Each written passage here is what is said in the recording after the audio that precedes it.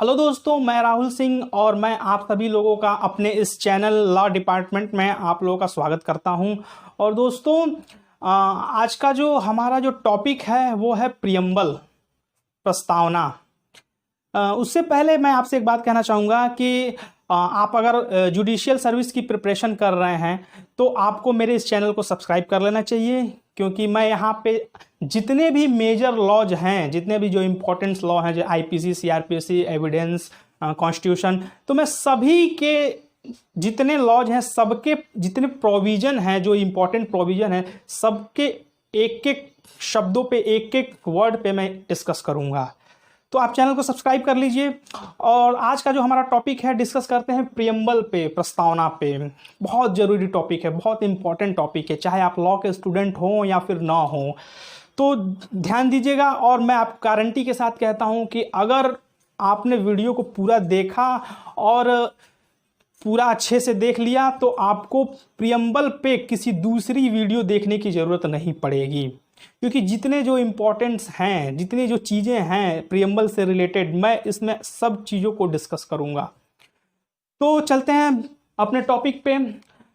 दोस्तों, कोई भी टॉपिक आप पढ़ते हैं, कोई भी सब्जेक्ट पढ़ते हैं, कोई भी प्रोविज़न पढ़ते हैं, तो आपको सबसे पहले उस सब्जेक्ट का, उस प्रोविज़न का ऑब्जेक्ट पता होना चाहिए, उद्देश्य पता होना चाहिए। चाहे कोई भी सब्जेक्ट हो, चाहे वो लॉ का सब्जेक्ट हो या फिर लॉ का सब्जेक्ट नहीं हो, दूसरा अदर कोई सब्जेक्ट हो, या फिर लॉ के जो प्रोविजंस हो, या फिर कोई दूसरे कुछ भी टॉपिक हो, हेडिंग हो, कुछ भी हो, तो सबसे पहले आप उसका ऑब्जेक्ट पता होना चाहिए, उसका उद्देश्य पता होना चाहिए कि ये क्यों बना, किस लिए बना, उसका क्या कारण है। अगर ये नहीं रहता, नहीं बनता तो क्या होता।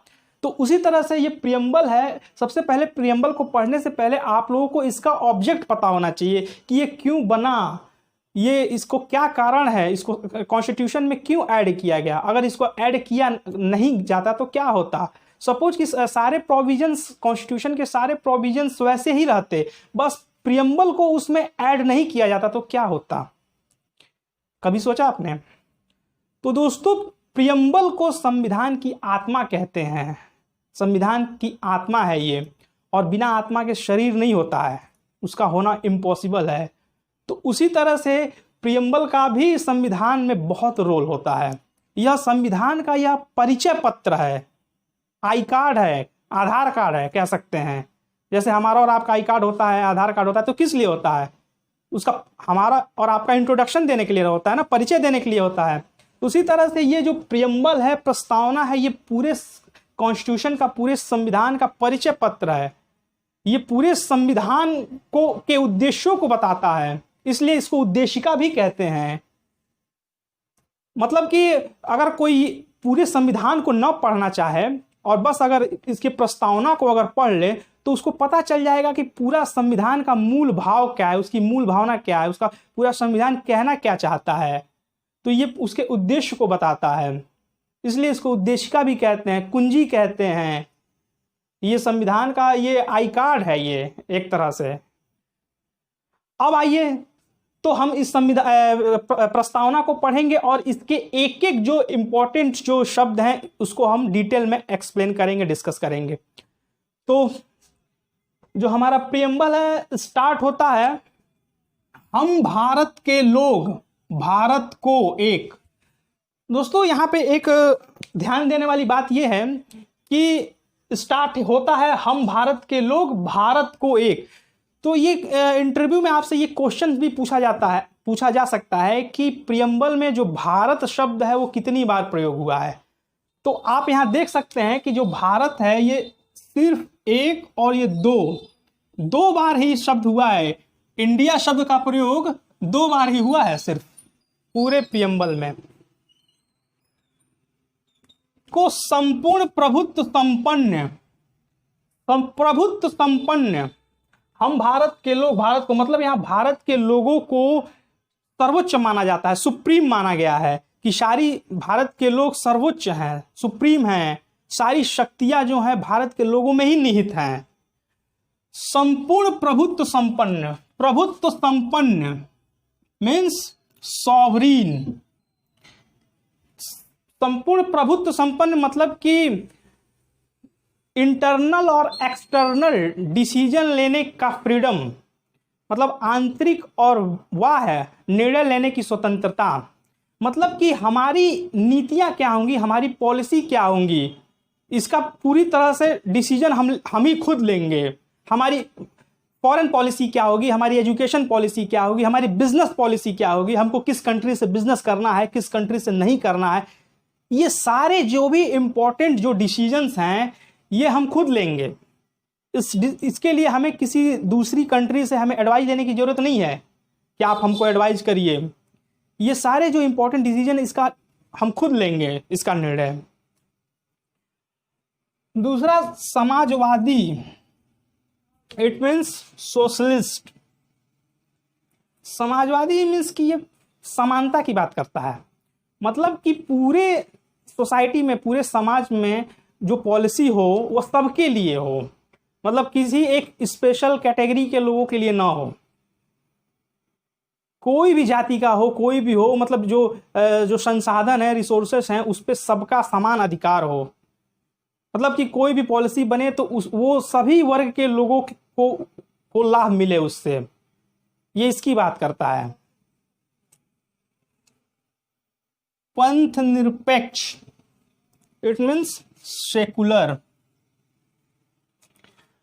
पंथ निरपेक्ष, धर्म निरपेक्ष दोनों एक ही है। तो पंथ निरपेक्ष मतलब कि कोई राज्य की अपना कोई स्पेशल धर्म ना होना, मतलब कि राज्य का, जैसे भारत का आप सब जानते हैं कि भारत का अपना कोई स्पेशल रिलीजन नहीं है, यहाँ पे सभी धर्मों की स्वतंत्रता है, सभी धर्मों का आदर सम्मान है। जैसे भारत में, जैसा कि आप जानते हैं कि 75% लोग यहाँ पे, उससे ज़्यादा ही लोग हैं जो हिंदू हैं, लेकिन फिर भी भारत एक हिंदू राष्ट्र नहीं है, इसको हिंदू राष्ट्र का दर्जा नहीं दिया गया है। क्यों? द पावर ऑफ सेकुलरिज्म, उसके कारण। उसके बाद लोकतंत्रात्मक, डेमोक्रेटिक। लोकतंत्र मतलब लोक, जनता, लोग जनता का तंत्र, मतलब ऐसी एक व्यवस्था होना, ऐसा सिस्टम होना जिसमें लोग सर्वोच्च हो, लोगों को ही सर्वोच्च बनाया गया है, मतलब सारी जो शक्तियां हैं वो जनता में, भारत की जनता में ही निहित हैं, भारत की जनता अपने आप में सर्वोच्च है। गणराज्य, रिपब्लिक, एक ऐसी व्यवस्था का होना जो वंशानुगत ना हो, मतलब कि जो देश का जो प्रथम नागरिक है, जो देश का जो मुखिया है, उसका जो पद है वो वंशानुगत ना हो, मतलब कि वो वंश, एक ही वंश से या फिर एक ही परिवार से ना हो, और उस पद की, उस पोस्ट की पद सीमा हो, टाइम ड्यूरेशन हो। ऐसा नहीं कि मतलब कि कोई एक बार बन गया तो अनिश्चित काल के लिए वही बना रहा है, ऐसा भी नहीं, उसका एक लिमिटेड टाइम पीरियड हो। जैसे अपने यहाँ प्रेसिडेंट का 5 ईयर है, वैसे ही। अब दोस्तों यहाँ पे आपसे एक प्री में एक क्वेश्चन आ सकता है, क्वेश्चन बन सकता है कि ये जो sovereign socialist secular democratic Republic, इसका जो सीरियल नंबर है, इसको ये इधर उधर डिसबैलेंस कर देंगे और कहेंगे कि आपको इसको, जैसे सॉवरेन के बाद दे देंगे रिपब्लिक, उसके बाद दे देंगे डेमोक्रेटिक, तो आपको उसको सही करना पड़ेगा कि इसका सीरियल कि सबसे पहले क्या आता है। तो अगर आपको पूरा प्रियम्बल याद रहेगा तभी तो आप बता पाएंगे। तो देखिए दोस्तों, यहाँ पे एक बात मैं और कहना चाहूँगा कि जो प्रियम्बल है वो सबको याद होना चाहिए। जो लॉ के जो स्टूडेंट हैं उनको तो याद होना ही चाहिए, और जो लॉ के स्टूडेंट नहीं है अगर वो भी याद कर लेते हैं, उनके लिए ऑप्शनल है, वो याद करते हैं तो भी ठीक है, नहीं याद करते हैं तो भी ठीक है, बट उनको इसका इन्फॉर्मेशन होना चाहिए, इसका नॉलेज होना चाहिए। लेकिन लॉ के जो स्टूडेंट हैं उनको बिल्कुल एकदम जरूरी है याद करना, क्योंकि आपसे इंटरव्यू में ये पूछा जा सकता है कि प्रियम्बल सुनाने को कहा जा सकता है। हो सकता है पहला क्वेश्चन ही यही हो कि आप प्रियम्बल सुनाइए, आपकी पहले क्वेश्चन की शुरुआत यही हो। तो वहाँ पे अगर आप नहीं सुना पाएंगे तो इंटरव्यूअर को भी लगेगा, इंटरव्यू लेने वाले को, कि भैया इसको इतना पढ़ाई किया, इसने तैयारी किया और इसको प्रियम्बल नहीं याद है। और आपको भी अच्छा नहीं लगेगा कि हमसे पहला क्वेश्चन पूछा गया और हमने उसको नहीं बता पाया। आप नर्वस हो जाएंगे, इसकी वजह से आपको सारा जो इंटरव्यू है वो भी इफेक्ट कर सकता है। तो इसलिए आपको ये याद होना चाहिए प्रियम्बल। अब आते हैं सामाजिक, आर्थिक, राजनैतिक न्याय। दोस्तों पूरे प्रियम्बल में 3 तरह के जस्टिस की बात की गई है, सिर्फ 3 तरह के, चौथे किसी जस्टिस की बात नहीं की गई है। सोशल, इकोनॉमिक एंड पॉलिटिकल, सामाजिक, आर्थिक और राजनैतिक। तो इससे भी आपका एक क्वेश्चन बन सकता है, जैसे सोशल दे देंगे, इकोनॉमिक दे देंगे, सोशल और इकोनॉमिक।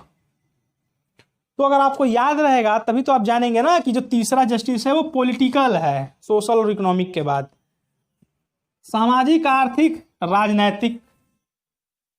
तो यहां पर राजनैतिक की जगह नैतिक दे दिए तो आप कंफ्यूज हो जाएंगे। तो इसलिए पूरा प्रियम्बल याद रखिए, तब आप इन ऐसे क्वेश्चंस को सॉल्व कर पाएंगे। उसके बाद फिर विचार, अभिव्यक्ति, विश्वास, धर्म और उपासना की स्वतंत्रता। स्वतंत्रता की, फ्रीडम की बात की गई है, मतलब कि ऐसी स्वतंत्रता की जो हमारा डेवलप हो सके, हमको ऐसी स्वतंत्रता चाहिए जिससे हम अपना विकास कर सकें। Liberty of thought, express, belief, faith and worship. प्रतिष्ठा और अवसर की समता। प्रतिष्ठा और अवसर की समता, समता मीन्स की समानता की बात की गई है, समानता होनी चाहिए, इक्वालिटी की बात की गई है, समानता। तथा उन सब में व्यक्ति की गरिमा, गरिमा मीन्स कि सभी को एक गरिमामय जीवन का अधिकार है। और राष्ट्र की एकता और अखंडता की बात की गई है। सुनिश्चित करने वाली बंधुता बढ़ाने के लिए, बंधुता मीन्स भाईचारा बढ़ाने की बात की गई है। तो दोस्तों हमने यहाँ पे लगभग जितने भी प्रियम्बल के जितने भी इम्पोर्टेंट्स जो वर्ड हैं उसको हमने एक्सप्लेन कर लिया, समझ लिया। अब दोस्तों आते हैं कुछ क्वेश्चंस के ऊपर जो अक्सर एग्जाम में पूछे जाते हैं। दोस्तों जैसे एक प्रश्न पूछा जाता है कि संविधान प्रस्तावना को कहाँ से लिया गया, किस देश के संविधान से लिया गया। तो जैसा कि आप सब जानते हैं कि कॉन्स्टिट्यूशन के हमारे बहुत से जो प्रोविजंस हैं वो दूसरे कंट्री के कॉन्स्टिट्यूशन से लिए गए हैं, बहुत सारे प्रोविजंस लिए गए हैं। तो जो ये प्रस्तावना है इसका ये लिया गया है अमेरिकन कॉन्स्टिट्यूशन से, इसे अमेरिका के संविधान से लिया गया है। और इसकी जो भाषा है वो ऑस्ट्रेलिया के कॉन्स्टिट्यूशन से लिया गया है। तो ये आपको क्वेश्चन आ सकता है और आता भी है। तो ये क्लियर हो गया। अब एक क्वेश्चन और आता है जो काफ़ी कंफ्यूज, स्टूडेंट्स जो काफ़ी कंफ्यूज हो जाते हैं उस पर। क्वेश्चन पूछा जाता है कि संविधान की आत्मा किसे कहते हैं। तो इसका आंसर हो गया प्रस्तावना को संविधान की आत्मा कहते हैं। लेकिन आपने पढ़ा होगा कि अनुच्छेद 32 को, आर्टिकल 32 को भी कॉन्स्टिट्यूशन की आत्मा कहते हैं।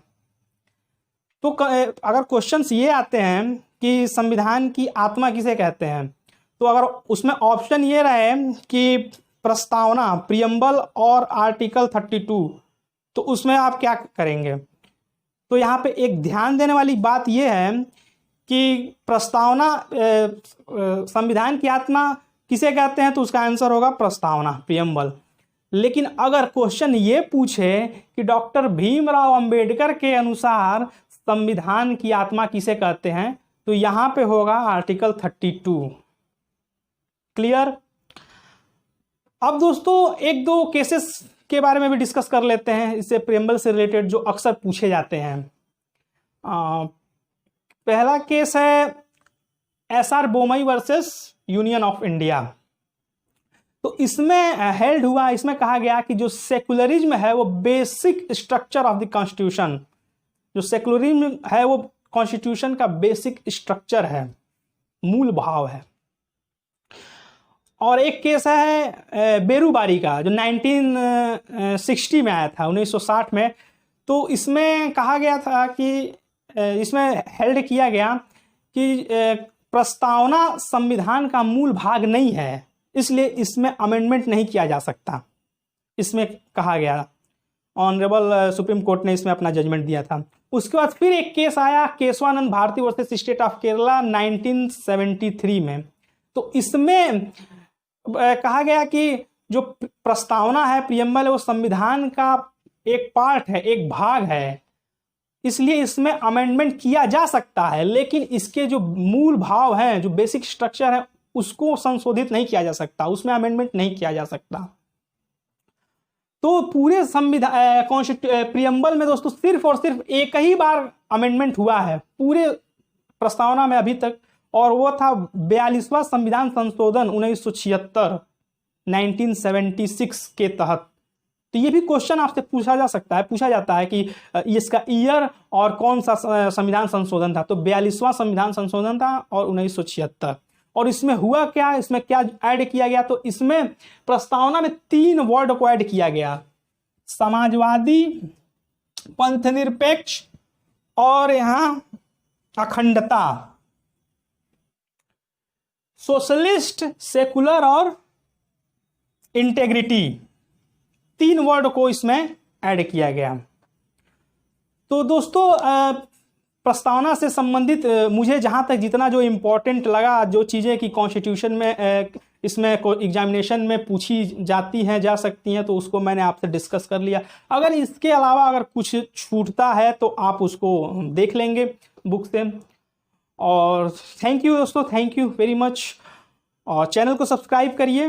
Thank you very much.